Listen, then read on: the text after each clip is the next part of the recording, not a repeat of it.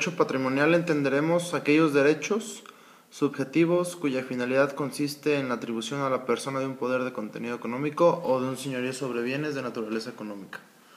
Las características de los derechos patrimoniales son: significan atribución a la persona de un poder jurídico sobre valores económicos, son susceptibles en dinero y se dirigen a satisfacer los intereses económicos. Ahora, el derecho patrimonial civil comprende las normas e instituciones a través de las cuales se realizan y se ordenan las actividades económicas del hombre. Regula las operaciones que las personas realizan con sus bienes económicos.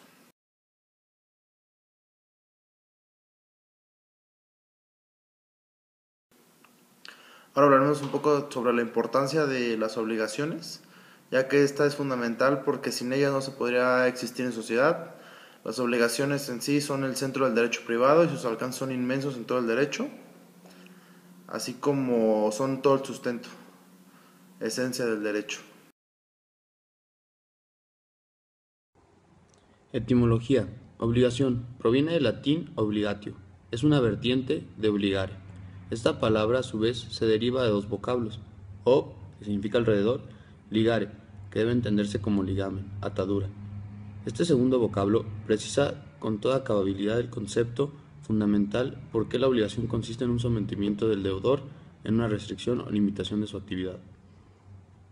Obligare es ligar con cuerdas y cepos, porque el obligado, obligatus, era el ciudadano siu iuris que trabajaba como esclavo, cargado de cadenas en caso de otro. La situación jurídica contraria a obligare era la de solvere, esto es, liberación. El solvere, es decir, el solvente, es el que paga, por ende el que libera. El concepto de obligación proviene desde la época romana, donde el incumplimiento de esta estaba sancionado como un delito. Al deudor se le obligaba a cumplir con la obligación que había determinado en pactado momento, y si no, iba a ser castigado hasta con la muerte. Las leyes fueron evolucionando, por lo que en el año 326 a.C. surgió la figura que hoy conocemos como la lex poetelia. Esta consiste en que el deudor que estaba obligado al cumplimiento de una obligación y no le es posible, podría cumplirla con sus bienes, siempre y cuando la obligación no haya consistido en un delito. Es a partir de ese momento en donde surge la obligación que hoy conocemos con el concepto del que ya les hablamos un poco. Obligación debe entenderse como un ente o todo orgánico que contiene o engloba a sus elementos constitutivos de tal forma que las partes, junto con el objeto de la obligación, confirman un sistema debidamente organizado para la consecución de un fin económico, y tanto la parte acreedora como la deudora son titulares de derechos y deberes que se determinan por la situación o posición en que se encuentra la relación jurídica. El deber jurídico es la necesidad de adoptar, realizar o cumplir un determinado comportamiento conforme lo establezca una norma particular, ya sea emanada de la voluntad de los particulares o de un ordenamiento jurídico.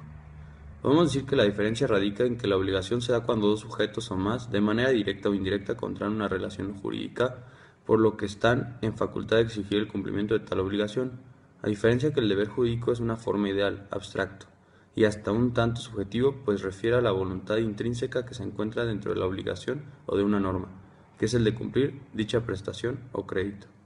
La relación jurídica es, en dos posiciones, activa y pasiva, una relación tan total, global y orgánica dirigida en relación de los intereses y fines que impulsan a las partes a obligarse y que se consideran dignos de tutela jurídica. Un ejemplo de una obligación sería dos personas que se sujetan a un contrato de compraventa, a plazos de pagos de 5,000 pesos por un mes. Al momento de contratar, el comprador se obliga a pagar puntualmente lo que nace una obligación de pagar y por ende la relación jurídica contractual. Y por su parte, el ejemplo de un deber jurídico sería una persona que sufre un accidente sobre la carretera. No hay más personas que estén pasando, por lo que tengo el deber de prestar auxilio y llamar a las autoridades y auxilios necesarios y pertinentes.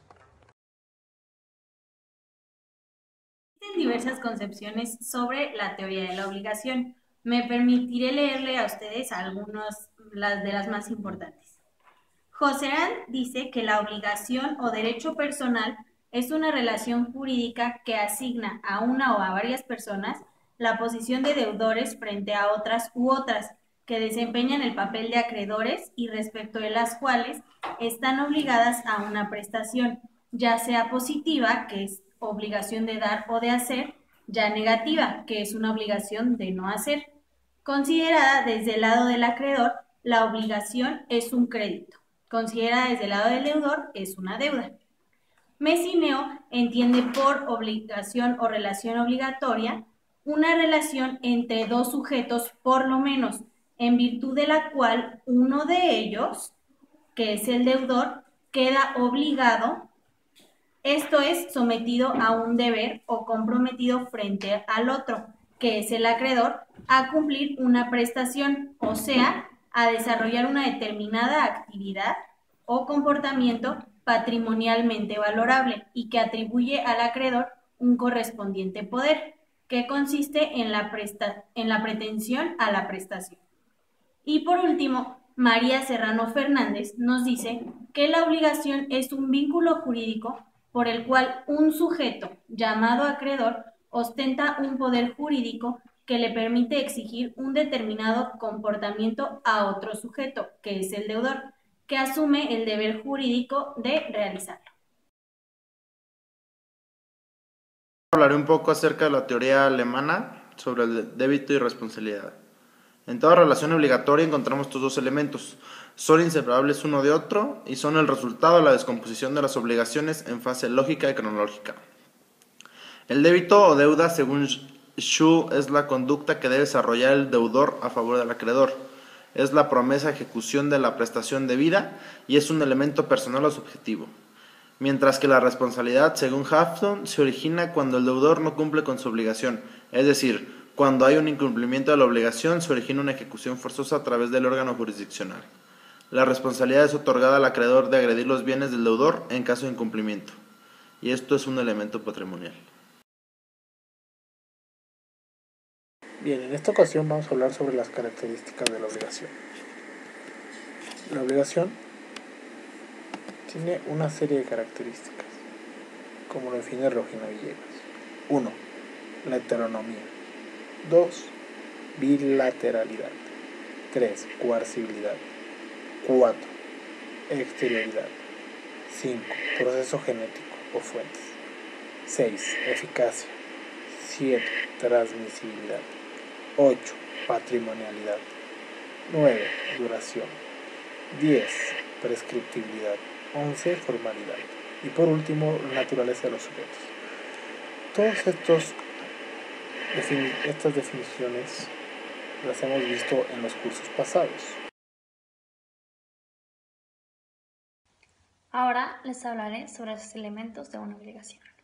Empecemos por recordar que esta consiste en un vínculo entre un acreedor y un deudor, que consiste en un deber ya sea de dar, hacer o no hacer, por lo que el primer elemento va a ser necesario que el deudor no se encuentre obligado al incumplimiento de esta obligación.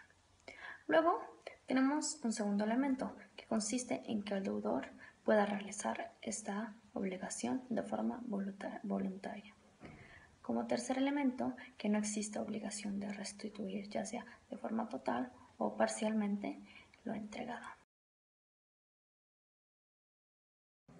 Obligación natural. Son una categoría intermediaria de las obligaciones civiles o jurídicas. Las obligaciones naturales carecen de fuerza coercitiva exterior para imponer su cumplimiento. En otras palabras, su obligación natural es lícita, pero no goza de coactividad, es decir, no son judicialmente exigibles. Que sea ilícita implica que las obligaciones naturales permiten retener el pago realizado en virtud de estas obligaciones. Por lo tanto, si el pago se cumple de voluntad, no es repetible. Un ejemplo sería juegos de azar. Si apuestas y ya pagaste lo que perdiste en el azar, aunque esté prohibido por ley, ya no es repetible ni reembolsable el dinero que ya pagaste. Eso sería una obligación natural.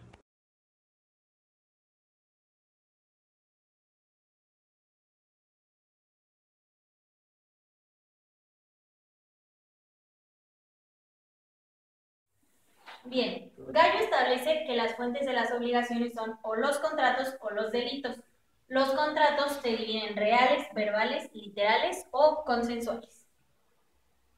Por otro lado, Justiniano, tomando la teoría de Gallo, hace la suya. Es la teoría romana más conocida en la actualidad y él dice que las obligaciones surgen o del contrato, que puede ser real, que se perfecciona con la entrega, verbal, que se perfecciona con la palabra, literal, que se perfecciona con el escrito, y consensual, que se perfecciona con el consentimiento.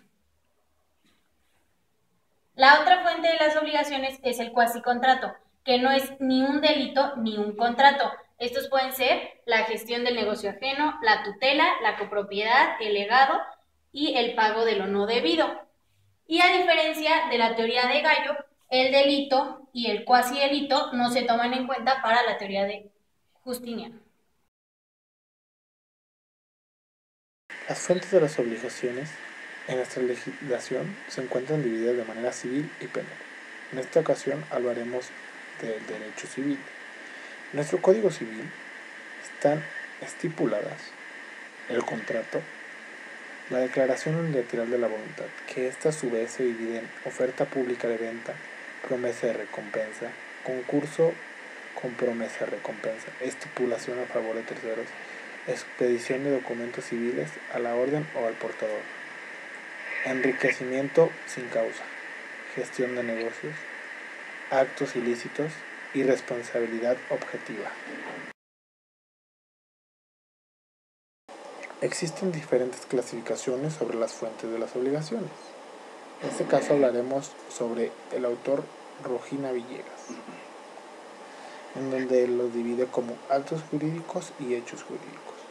Del lado de los actos jurídicos podemos encontrar al contrato, el testamento, la declaración unilateral de la voluntad, los actos de autoridad, como pueden ser la sentencia, el secuestro, la adjudicación, el remate, las resoluciones administrativas.